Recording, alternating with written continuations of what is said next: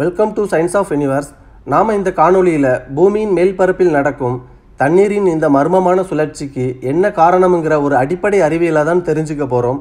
அதை தெரிஞ்சுக்கிட்ட பிறகு தண்ணீரின் சுழற்சியை நீங்கள் எங்கே பார்த்தாலும் சரி, நீங்கள் அதை பார்க்கும் பார்வையே வேறு மாதிரி இருக்கும். நிச்சயமாக நீங்கள் பார்க்கும் பார்வையில் ஒரு மாற்றம் இருக்கிறத உணர முடியும். ஏன்னா அந்த அளவுக்கு தண்ணீரின் சுழற்சியில் அறிவியலின் தாக்கம் மிகவும் அற்புதமாக இருக்கும். அதனால் இந்த காணொளியை முழுசாக பாருங்கள். நம்ம சேனலில் இருக்கிற மற்ற காணொளிகளையும் பாருங்கள். உங்கள் வாழ்க்கையில் புதுசாக சில விஷயங்களை கண்டிப்பாக தெரிஞ்சுக்க முடியும். சரி, நாம் இப்போ காணொளிக்குள்ளே போகலாம். தண்ணீரின் சுழற்சிக்கும் பூமியின் சுழற்சிக்கும் நேரடியாக தொடர்பு இருக்குது. ஏன்னா பூமியின் முன்னோக்கிய சுழலும் வேகத்தால் பூமியின் மேல் இருக்கும் அனைத்து பொருட்களின் மீதும் பின்னோக்கிய திசையில் ரெஸ்ட் இனர்சியாங்கிற புறவிசை இந்த மாதிரி நேர்கோட்டில் செயல்படும். இந்த புறவிசையின் சக்தியானது ஒவ்வொரு பொருளின் மொத்த நிறை மற்றும் அந்த பொருள் பூமி கூட சேர்ந்து சுழலும் வேகத்தை பொறுத்து தான் இருக்கும். பூமியின் மேல் இருக்கும் பொருளின் நிறை அதன் ஈர்ப்பு மையத்தில் சமநிலையில் இருந்தாலும் பொருள் இருக்கும் இடத்துல பூமியின் சுழலும் வேகம் எப்போதுமே சமநிலையில் இல்லாமல் இப்படி மாறக்கூடியதாக இருக்கும். அதனால் பொருளின் மீது செயல்படும் பின்னோக்கிய இந்த ரெஸ்ட் இனர்சியாவும் சமநிலையில் இல்லாமல் இப்படி மாறக்கூடியதாக இருக்கும்.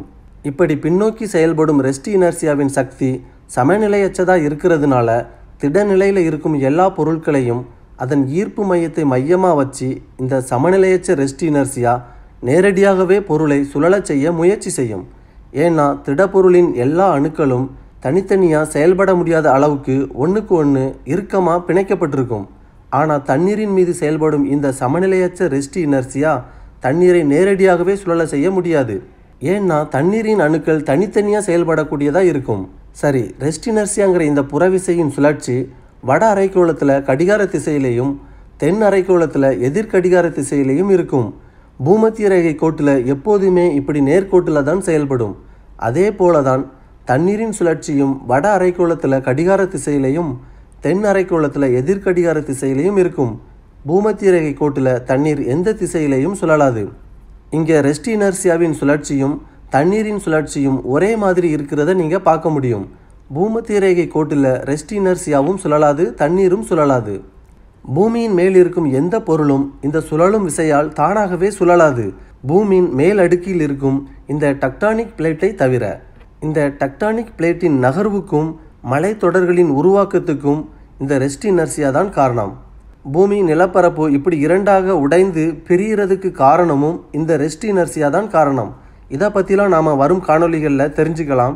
பூமியின் மேல் இருக்கும் பொருட்கள் தானாகவே சுழலாமல் இருக்க காரணம் பொருளுக்கும் பூமியின் தரைக்கும் இடையில் இருக்கிற உராய்வு விசை தான் காரணம்.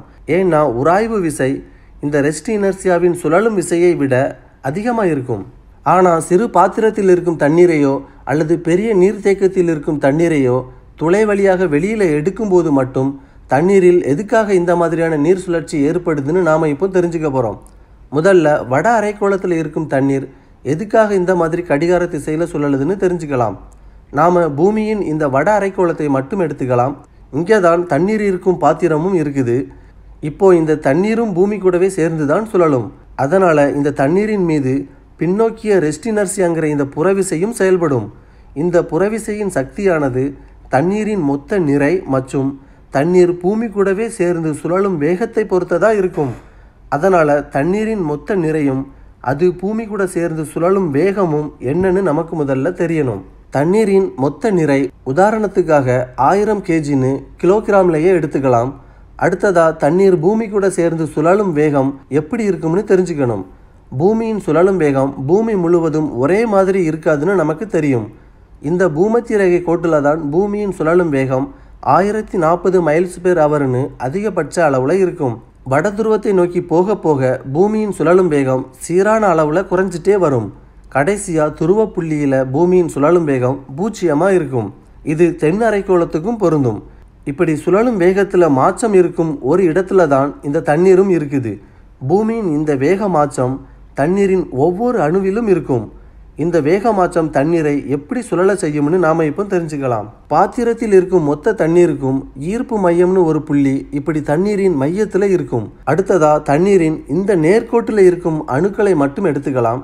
உதாரணத்துக்காக ஈர்ப்பு மையத்துக்கு இந்த பக்கத்தில் 5 அணுக்கள் இருக்குது, இந்த பக்கத்துலேயும் 5 அணுக்கள் இருக்குது. தண்ணீரின் நிறை எப்போதுமே அதன் ஈர்ப்பு மையத்தை சுற்றி சமநிலையில் தான் இருக்கும். அதனால தான் நாம் இந்த மாதிரி இரண்டு பக்கத்துலேயும் சம எண்ணிக்கையில் அணுக்களை எடுத்திருக்கோம். ஒவ்வொரு அணுவின் நிறையும் உதாரணத்துக்காக 10 kgன்னு வச்சுக்கலாம். இப்போ இந்த 10 அணுக்களுமே பூமி கூடவே சேர்ந்து சுற்றிட்டு தான் இருக்கும். பாத்திரத்தின் மையத்தில் இருக்கும் துளை இப்போ அடைக்கப்பட்டு இருக்குது. அதனால் அணுக்கள் எங்கேயுமே நகராமல் அதே இடத்துல இருக்கும். ஒவ்வொரு அணுவின் நிறை 10 kgன்னு சம அளவில் இருந்தாலும் அணுக்கள் பூமி கூடவே சேர்ந்து சுழலும் வேகம் எல்லா இடத்துலையும் சம அளவில் இருக்காது. பூமத்திய ரேகை திசையில் இருக்கும் இந்த அணு இருக்கிற இடத்துல பூமியின் சுழலும் வேகம் உதாரணத்துக்காக 900 மைல்ஸ்/ஹவர்னு இருக்கும். இதுதான் மொத்த தண்ணீரும் இருக்கும் இடத்தின் அதிகபட்ச நகரும் வேகமாக இருக்கும். இந்த இடத்துல இருந்து வடதுருவ திசையில் போக போக பூமியின் சுழலும் வேகம் இந்த மாதிரி சீரான அளவில் குறைஞ்சிட்டே வரும்.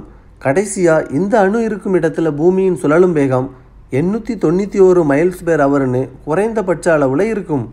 இப்போ ஒவ்வொரு அணுவின் நிறையும் 10 kgன்னு சம அளவில் இருந்தாலும் அணுக்கள் இருக்கிற இடத்தின் நகரும் வேகத்தில் இந்த மாதிரி மாற்றம் இருக்கிறதுனால ஒவ்வொரு அணுவின் மீதும் செயல்படும் பின்னோக்கிய ரெஸ்ட் இனர்சியாங்கிற புறவிசையிலையும் இந்த மாதிரி மாற்றம் இருக்கும். அதாவது இந்த அணுவின் மீது செயல்படும் பின்னோக்கிய ரெஸ்ட் இனர்சியா உதாரணத்துக்காக 90 நியூட்டன்னு அதிகபட்ச அளவில் இருக்கும். இந்த அணுவில் இருந்து ரெஸ்ட் இனர்சியாவின் சக்தி சீரான அளவில் குறைஞ்சிட்டே வரும். இந்த மாதிரி கடைசியாக இந்த அணுவின் மீது செயல்படும் ரெஸ்ட் இனர்சியாவின் சக்தி 81 நியூட்டன்னு குறைந்தபட்ச அளவில் இருக்கும். இப்போ பாருங்க, ஒவ்வொரு அணுவின் நிறையும் 10 kgன்னு சம அளவில் இருந்தாலும் பூமியின் சுழலும் வேகத்தில் இருக்கும் மாற்றத்தால் தண்ணீரின் அணுக்கள் மீது செயல்படும் ரெஸ்ட் இனர்சியாவிலும் மாற்றம் ஏற்படுது. அதனால் தண்ணீரின் மீது செயல்படும் மொத்த ரெஸ்ட் இனர்சியாவும் சமநிலையில் இல்லை. அதனால் மொத்த தண்ணீரும் அதன் ஈர்ப்பு மையத்தை மையமாக வச்சு சுழலுமானா சுழலாது. ஏன்னா தண்ணீரின் மீது செயல்படும் பரப்பு இழுவிசை, அதாவது சர்ஃபேஸ் டென்ஷன் தான் காரணம். இந்த பரப்பு இழுவிசைங்கிறது பூமியின் ஈர்ப்பு விசை மற்றும் வளிமண்டலத்தால் தண்ணீரின் மீது செயல்படும் ஒரு புறவிசை. இந்த புறவிசை தண்ணீரின் அணுக்களுக்கு இடையிலான அழுத்தத்தையும் உராய்வையும் அதிகமாக்கும். அது மட்டும் இல்லை, தண்ணீரின் அணுக்கள் தனித்தனியாக செயல்படுறதுனால இந்த ரெஸ்ட் இனர்சியா எப்போதுமே இப்படி நேர்கோட்டில் தான் இருக்கும். தண்ணீரின் மீது ரெஸ்ட் இனர்சியா எப்போதுமே சுழலும் விசையாக மாறாது. அதனால் துளை அடைக்கப்பட்ட சிறிய பாத்திரமாக இருந்தாலும் சரி, அல்லது பெரிய நீர்த்தேக்கமாக இருந்தாலும் சரி, கடல் தண்ணீராக இருந்தாலும் சரி, தண்ணீர் தானாகவே சுழலாது. பாத்திரத்தின் துளையை திறந்ததும் எதுக்காக தண்ணீர் சுழலுதுன்னு நாம் இப்போ தெரிஞ்சுக்கலாம். பாத்திரத்தில் இருக்கும் தண்ணீரை அதன் ஈர்ப்பு மையத்தை மையமாக வச்சு இப்படி 2 பகுதியாக பிரிச்சுக்கணும். இப்போ பாருங்கள், இந்த பகுதியில் இருக்கும் தண்ணீரின் மீது பின்னோக்கி செயல்படும் மொத்த ரெஸ்ட் இனர்சியாவின் சக்தியும் அதிகபட்ச அளவில் இருக்குது. இந்த பகுதியில் இருக்கும் தண்ணீரின் மீது பின்னோக்கி செயல்படும் மொத்த ரெஸ்ட் இனர்சியாவின் சக்தியும் குறைந்தபட்ச அளவில் இருக்குது. இப்போ இந்த 2 பக்கத்துலேயும் இருக்கிற தண்ணீரும் இப்படி பின்னோக்கி நேர்கோட்டில் நகர முயற்சி செய்யும். ஆனால் நகர முடியாது. அதுக்கான காரணமும் உங்களுக்கு இப்போ தெரியும். அதாவது உராய்வு விசையும் அழுத்தமும் தான் காரணம்.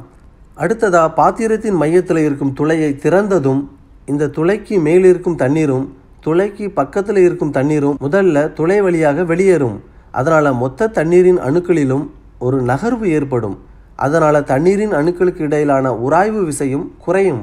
இதுக்கு சிறந்த உதாரணம், ஒரு நிற்கிற வாகனத்தின் வீலை நாம் திருப்புறது கடினமாக இருக்கும். ஆனால் வேகமாக நகர்ந்து கொண்டிருக்கும் ஒரு வாகனத்தின் வீலை திருப்புறது எளிதாக இருக்கும். இதுக்கு காரணமும் நிற்கிற வாகனத்தின் வீலுக்கும் பூமியின் தரைக்கும் இடையில் ஃப்ரிக்ஷன் அதிகமாக இருக்கும். ஆனால் நகரும் வாகனத்தின் வீலுக்கும் பூமியின் சர்ஃபேஸுக்கும் இடையில் இருக்கிற இந்த உராய்வு விசை குறைவாக இருக்கும். பாத்திரத்தின் மையத்தில் இருக்கும் இந்த துளையை திறந்ததும் மொத்த தண்ணீரும் இந்த துளையை நோக்கி நகரும்னு நாம் நினைப்போம். ஆனால் அப்படி இல்லை. 2 பக்கத்துலேயும் இருக்கிற மொத்த தண்ணீரும் ஈர்ப்பு மையத்துக்கு இந்த பக்கத்தில் இருக்கும் இந்த கோட்டை நோக்கி நகர முயற்சி செய்யும். எப்போதுமே இந்த கோடு ஈர்ப்பு மையத்துக்கு மேற்கு திசையில் தான் இருக்கும். நீங்கள் நினைக்கலாம், மொத்த தண்ணீரும் எதுக்காக இந்த கோட்டை நோக்கி நகரும்னு. இதை பற்றிலாம் நாம் வரும் காணொலியில் இன்னும் தெளிவாக தெரிஞ்சுக்கலாம். இப்படி மொத்த தண்ணீரும் துளையை நோக்கி நகராமல் இந்த கோட்டை நோக்கி நகர்றதுனால தான் சுழலும் தண்ணீரின் மையத்தில் ஒரு பெரிய துளை இருக்கிறத நாம் பார்க்க முடியுது. இதை பற்றிலாம் வரும் காணொலியில் இன்னும் தெளிவாக நம்ம பார்க்கலாம். ஏன்னா இந்த தண்ணீரின் சுழற்சியில் நிறைய மர்மங்கள் இருக்குது. அதெல்லாம் நாம் ஒன்று ஒன்றா தெரிஞ்சுக்கலாம். சரி, இந்த 2 பக்கத்துலேயும் இருக்கிற தண்ணீர் இந்த கோட்டில் கொடுக்கும் அழுத்தம் சமநிலையில் இருக்குமானா இருக்காது. ஏன்னா இந்த பக்கத்தில் இருக்கும் தண்ணீரின் மீது செயல்படும் மொத்த ரெஸ்ட் இனர்சியாவின் சக்தியும் அதிகமாக இருக்கும். இந்த பக்கத்தில் இருக்கும் மொத்த தண்ணீரின் மீதும் செயல்படும் ரெஸ்ட் இனர்சியா குறைவாக இருக்கும். அதனால் இந்த கோட்டில் சமநிலையற்ற அழுத்தம் உருவாகும்.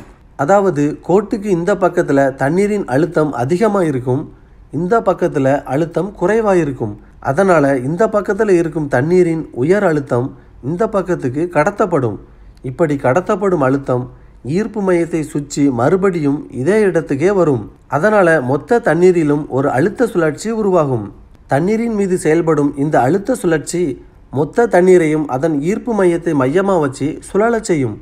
வட அரைக்கோளத்தில் தண்ணீரின் மீது செயல்படும் அழுத்த சுழற்சி கடிகார திசையில் இருக்கும்.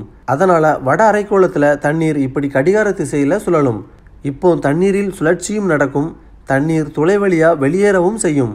இப்படி இரண்டும் ஒரே நேரத்தில் நடக்குது பார்த்தீங்களா? இதில் ரொம்பவும் சுவாரஸ்யமான ஒரு அறிவியல் இருக்குது.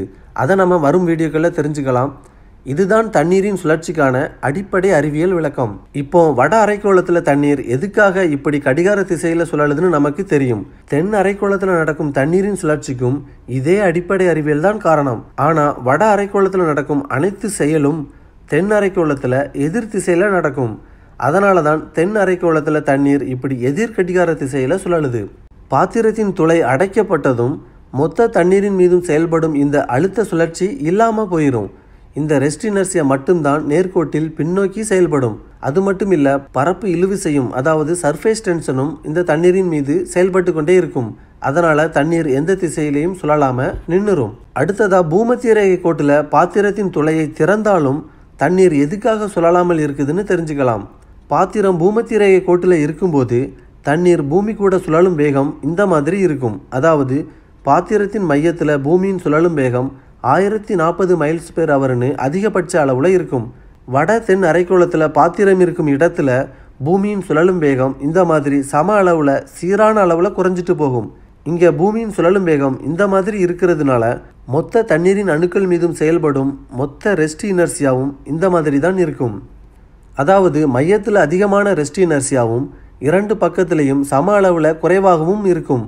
ரெஸ்ட் இனர்சியாவின் இந்த வடிவமே ஒரு சமநிலையை உருவாக்கும் வடிவமாக இருக்கும். இப்போ இந்த பாத்திரத்தை இரண்டு பகுதியாக பிரிக்கும்போது இரண்டு பக்கத்திலையும் செயல்படும் மொத்த ரெஸ்ட் இனர்சியாவும் சம அளவில் இருக்கும். இப்போ பாத்திரத்தின் மையத்தில் இருக்கும் துளையை திறக்கும்போது இரண்டு பக்கத்திலையும் இருக்கிற மொத்த தண்ணீரும் இந்த கோட்டை நோக்கி நகர முயற்சி செய்யும். இப்போ இந்த கோட்டில் இரண்டு பக்கத்திலையும் தண்ணீர் உருவாக்கும் அழுத்தம் சமநிலையில் இருக்கும். அதனால் இந்த கோட்டில் ஒரு அழுத்த சமநிலை உருவாகும். இப்போ இரண்டு பக்கத்திலையும் இருக்கிற தண்ணீரின் அழுத்தம் எந்த பக்கத்துக்கும் கடத்தப்படாது. அதனால் மொத்த தண்ணீரிலையும் அழுத்த சுழற்சி ஏற்படாது, தண்ணீரும் எந்த திசையிலையும் சுழலாது. அதனால் பாத்திரத்தில் இருக்கும் மொத்த தண்ணீரும் எந்த திசையிலையும் சுழலாமல் இப்படி துளையை நோக்கி நகர்ந்து தண்ணீர் வெளியேறும். துளையை அடைத்ததும் தண்ணீர் பழைய நிலையிலேயே இருக்கும். இப்படி வட அரைக்கோளத்திலையும் தென் அரைக்கோளத்திலையும் பூமத்திய ரேகை கோட்டிலையும் இருக்கிற பாத்திரத்தின் தண்ணீர் அதன் துளையை நோக்கி நகராமல் இப்படி இந்த கோட்டை நோக்கி நகர்ந்தாலும் தண்ணீர் எப்படி இந்த துளை வழியாக வெளியேறுது அப்படிங்கிறதுலையும் ஒரு சுவாரஸ்யமான அறிவியல் இருக்குது. இதை பற்றிலாம் நாம் வரும் காணொலிகளில் தெரிஞ்சுக்கலாம். இந்த காணொலியில் நாம் தண்ணீர் வட அரைக்கோளத்தில் எதுக்காக கடிகார திசையில் சுழலுது, தென் அரைக்கோளத்தில் எதுக்காக எதிர் கடிகார திசையில் சுழலுது, பூமத்திய ரேகை கோட்டில் தண்ணீர் எதுக்காக எந்த திசையிலையும் சுழலாமல் இருக்குதுன்னு தெரிஞ்சுக்கிட்டோம். இந்த தண்ணீரின் சுழற்சியில் எந்த சந்தேகம் இருந்தாலும் கமெண்டில் கேளுங்க. அடுத்த காணொலியில் மொத்த தண்ணீரும் எதுக்காக இந்த கோட்டை நோக்கி நகருது, சுழலும் தண்ணீர் எப்படி இந்த துளை வழியாக வெளியேறுதுன்னு நாம் தெரிஞ்சுக்கலாம்.